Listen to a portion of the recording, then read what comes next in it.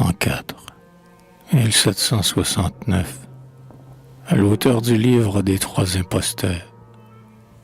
Insipide écrivain qui croit à tes lecteurs crayonner les portraits de tes trois imposteurs, d'où vient que, sans esprit, tu fais le quatrième? Pourquoi, pauvre ennemi de l'essence suprême, confonds-tu Mahomet avec le Créateur et les œuvres de l'homme avec Dieu, son auteur? Corrige le valet, mais respecte le maître. Dieu ne doit point pâtir des sottises du prêtre. Reconnaissons ce Dieu, quoique très mal servi.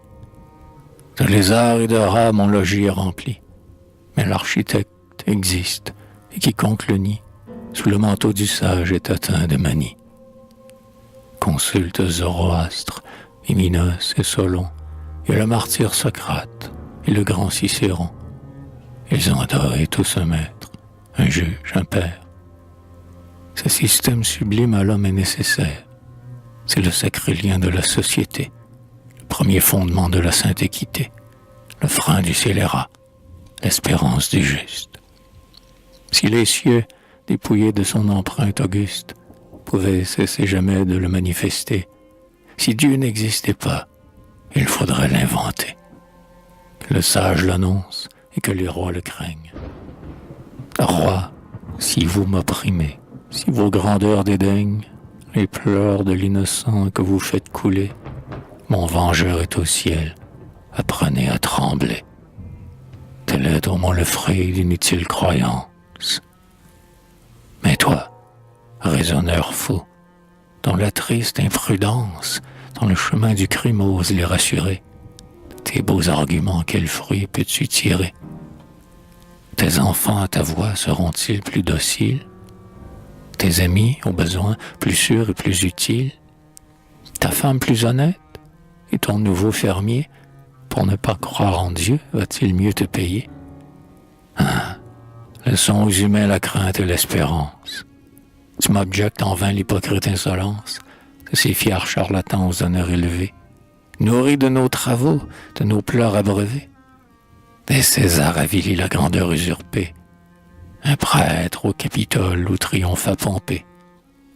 Des faquins en sandales, excréments des humains, trempant dans notre sang leurs détestables mains.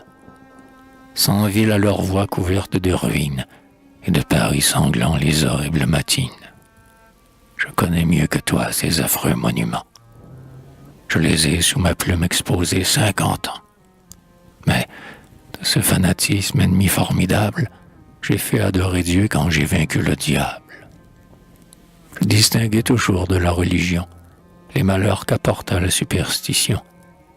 L'Europe m'en sut gré, 20 têtes couronnées daignèrent applaudir mes vieilles fortunées, tandis que patouillaient m'injuriaient en vain. J'ai fait plus en mon temps que Luther et Calvin. On les vit opposer, par une erreur fatale, les abus aux abus, le scandale au scandale. Parmi les factions ardents se jeter, ils condamnaient le pape et voulaient l'imiter. L'Europe par eux tous fut longtemps désolée. Ils ont troublé la terre, et je l'ai consolé.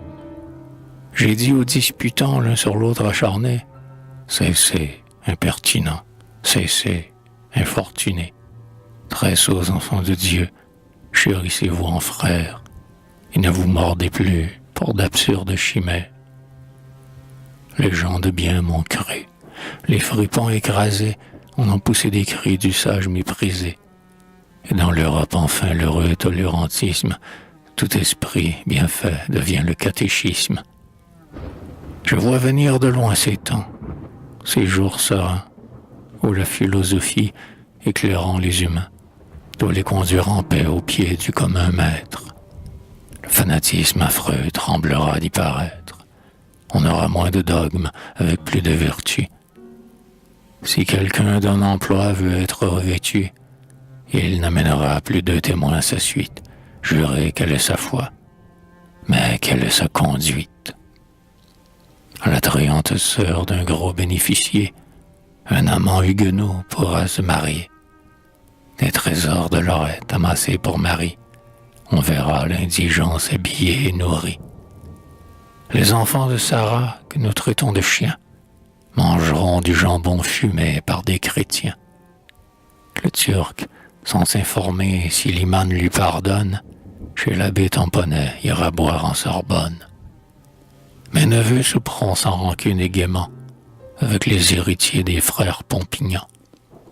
Ils pourront pardonner à ce dur la blétrie d'avoir coupé trop tôt la trame de ma vie.